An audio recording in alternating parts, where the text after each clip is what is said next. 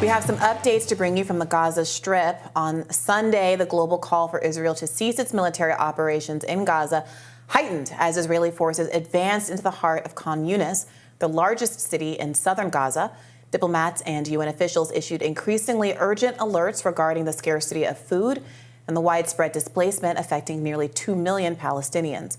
Jordan's Foreign Minister Ayman Safadi said Sunday at the Doha Forum, a global policy conference in Qatar, what we are seeing in Gaza is not just simply the killing of innocent people and the destruction of their livelihoods, but a systematic effort to empty Gaza of its people. According to the Gaza Health Ministry, more than 18,000 people in Gaza have died during the war, and another 6,000 or so are missing. Meanwhile, the Israeli officials stated in a late Sunday news conference that Israeli forces are engaged in intense battles in 3 key areas of the Gaza Strip, including Jabalia and Shajaya in northeastern Gaza and then Khan Yunis in the south. The military aims to eliminate Hamas strongholds in these areas, addressing concerns from the United Nations about the deteriorating humanitarian situation, particularly in the southern Gaza. Secretary Antony Blinken responded to mounting calls for a ceasefire. Let's watch. We have been a strong proponent of humanitarian pauses. In fact, because of our advocacy, because of the work we did, we got pauses. We got pauses on a daily basis to make sure that people could get out of the way, that humanitarian supplies could get in. We helped negotiate the longer pause that resulted in the release of more than 110 hostages, and that also allowed a doubling of humanitarian assistance that was getting into Gaza. But when it comes to a ceasefire in this moment, with Hamas still alive, still intact, and again, with the stated intent of repeating October 7th again and again and again, that would simply perpetuate the problem. And so our focus is on trying to make sure that civilians are protected to the maximum extent possible, that humanitarian assistance gets in to the maximum extent possible. And again, if Hamas were to put down its weapons tomorrow, surrender tomorrow, this would be over tomorrow. In the past few days, the Biden administration has vetoed a UN draft resolution demanding a humanitarian ceasefire in exchange for all hostages being released, and instead approved the sale of tank ammunition and related equipment to Israel, invoking an emergency declaration to bypass Congress in doing so. And this just in from the Washington Post. Israel used U.S.-supplied white phosphorus munitions in an October attack in southern Lebanon that injured at least 9 civilians, and what Amnesty International says should be investigated as a war crime. This is according to a Washington Post analysis of shell fragments found in a small village. The United Nations said it will hold an emergency special session of the General Assembly on Tuesday upon the requests of Egypt and Mauritania following the United States veto of a ceasefire resolution backed by the majority of the UN Security Council. All right, that is a lot of very heavy, very significant news. Just from a humanitarian perspective, the death toll rising to these incredible numbers. I remember when we were talking about this a week or so out, and we were talking about the point at which the number of people in Gaza killed had matched the number of people that were horribly killed on October 7th. And then I remember when it was twice that, and I remember when it was 3 times that. And now with that October 7th number being 1,000, we're at 18,000, and who knows how many under the wreckage. And not to mention the destruction as well as to human life, to the infrastructure of Gaza, to the housing stock in Gaza. The oldest mosque in Gaza has been destroyed. We all kind of collectively mourned the fire at Notre Dame a few years ago. This building was older than Notre Dame. I mean, the level of destruction has been pretty incredible. And then on top of that, to see what the United States is doing in the middle of this, not only voting to supply more weapons to Israel in its siege on Gaza, but also interfering in one of the few kind of global mechanisms there are to hold nations accountable in the UN to veto the ceasefire resolution, I think has made many people feel like there is basically no way to rein in whatever excesses may be happening in the region. I thought it was interesting to hear Blinken say that, if Hamas surrenders, it could be over tomorrow. I did see a comment in the New York Times from the Israeli side saying that because Yasser Arafat left, that was fled during that war. So could it be as a model for this to let Sinwar, the leader, flee Gaza under some circumstances, and the Israeli official says, no, we're going to kill him, he has to be killed, then maybe the next leadership of Hamas, in an event that's probably not going to happen, but could be allowed to surrender and be exiled from the area without facing death. I mean, if you want to create conditions where theoretically the government you're fighting would be willing to surrender, you want to take death off the table so that they might feel induced to surrender. So that from the Israeli perspective seems contrary to what Blinken said in the clip we played. Yeah, I mean, it's tough to think about. Like, how credible do you find those kinds of statements when, I'm thinking about a couple of things when I hear that. One is that in other kinds of wars and conflicts, we've seen the United States state as this objective, we're going to kill insert name of person. Right. And then there's a targeted action to try to kill X, Y, and Z. These are the heads of ISIS leadership or whatever it is. In this case, I think we've heard, there are a couple of names that have gotten floated here and there, but we've also heard a lot of statements from the IDF and senior Israeli politicos who say things like, there's no innocent Palestinians, they're human animals. There's a lot of discourse about who is and who isn't Hamas. When we reference how many children were in IDF captivity that were released in the hostage exchange programs, we often heard, well, they're not children, they're Hamas. And we saw those horrible images over the weekend of the IDF having rounded up all of those Palestinian men, stripped them naked and sitting them in rows and lines. And so many people who were supportive of the Israeli effort there were saying, yes, this is a picture of victory, a portrait of victory. Many others pointed out, these are identifiable individuals who are, that's a journalist, that's a civilian. These are people that we know and have been following, friends and family members of ours who are not Hamas. But we live in a world where any Palestinian man, whether or not they're of age, is able to be labeled as Hamas, and you can see treatment of them in photographs that violates the Geneva Conventions.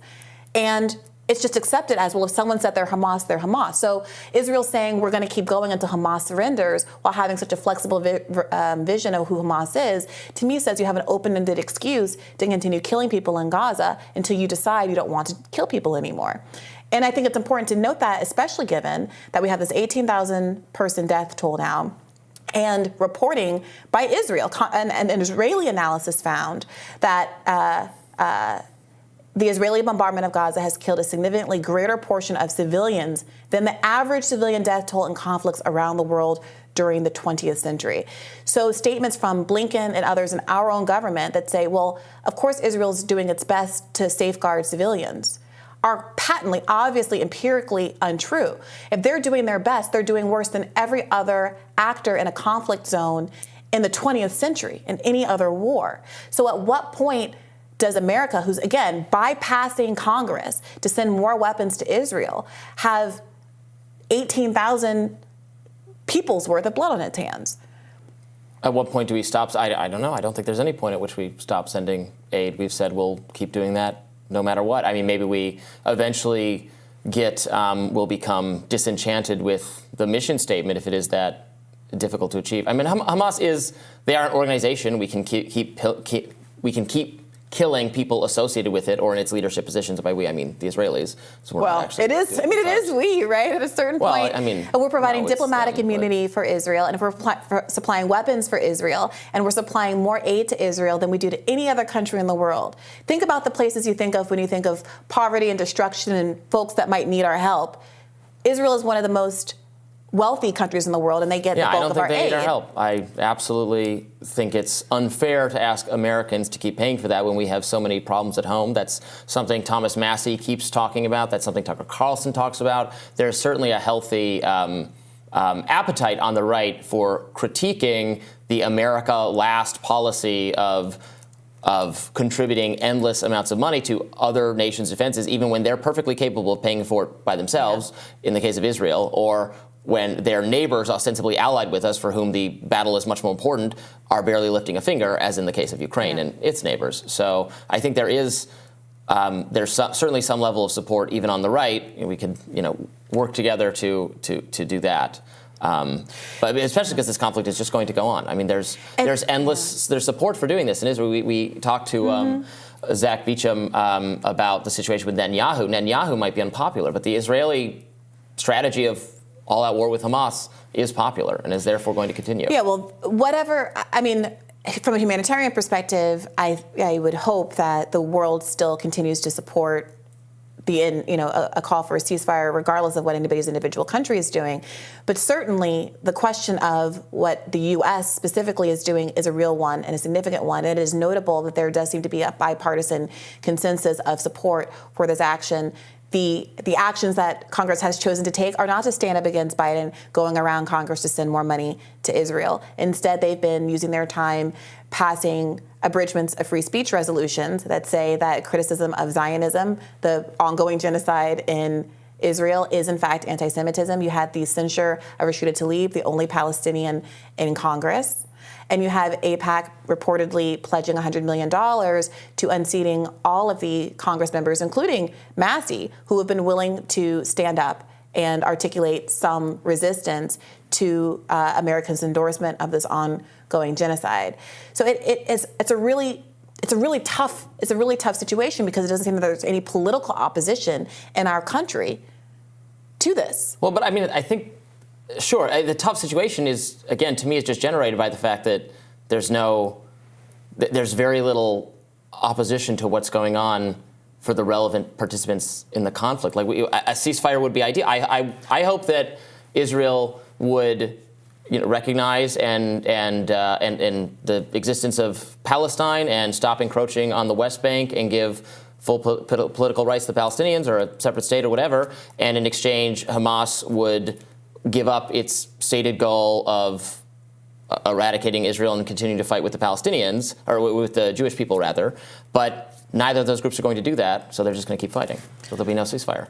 Right, but there's some really clarifying realities that we have to drill down on. One is that Joe Biden is backing Israel right now, saying, well, we're doing this in furtherance of a long-term two-state solution. At the same time that Benjamin Netanyahu is campaigning within Israel in Hebrew to his constituents, saying, stick with me, I'm the guy who's going to thwart a two-state solution. There will be no two-state solution with me. Right. And when we see, as we were talking about another segment with Beecham, he has had a long-standing policy of supporting these Qatari funds going to Hamas specifically. Netanyahu has. Because it is seen as a way to thwart any more moderate political coalitions happening that could more legitimately advocate for there to be a two-state solution. And it has worked. And it has worked. Because the radical terrorist faction is in charge, and they don't want that either. Yeah, so the idea that you're going to get rid of Hamas by another name, what you're not going to get rid of unless you literally exterminate and genocide and ethnic cleanse every last Palestinian, which at this rate, if we keep the killings happening at this number for another year or two, you will successfully do a genocide here. But unless you're planning on doing that, you have now thousands of orphaned kids. You have thousands of adults and siblings who've lost their parents and cousins and family members. You have over 70, I want to say it's 80 now, but I don't want to misstate that, journalists some of whom have reportedly have proof that they were targeted specifically. You have bombed every single educational facility in Gaza. Every university has been bombed. Records, books, people's insurance policy, deeds to their house. Think of all of the material that constitutes a life and your financial commitments and your ability to reconstitute yourself and your ability to have an identity are being completely and totally wiped out.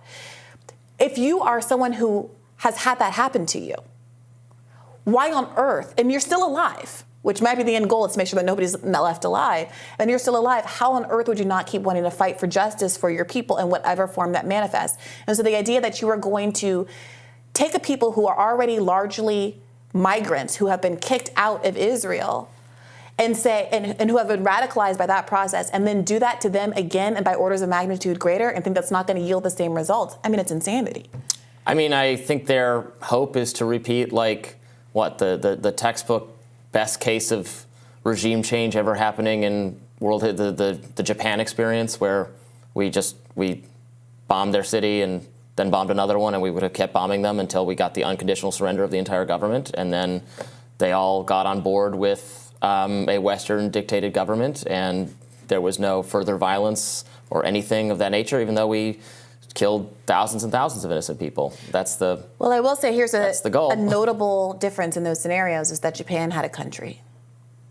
Japan got to have I'm not endorsing that political choice, by the way, but a notable difference is that the Japanese people had a country to be in and to retreat to and to grow in and to rehabilitate. And Palestinians have nothing. Yeah. You've ensured that they have nothing. And someone with nothing to lose has every reason to fight. More Rising right after this.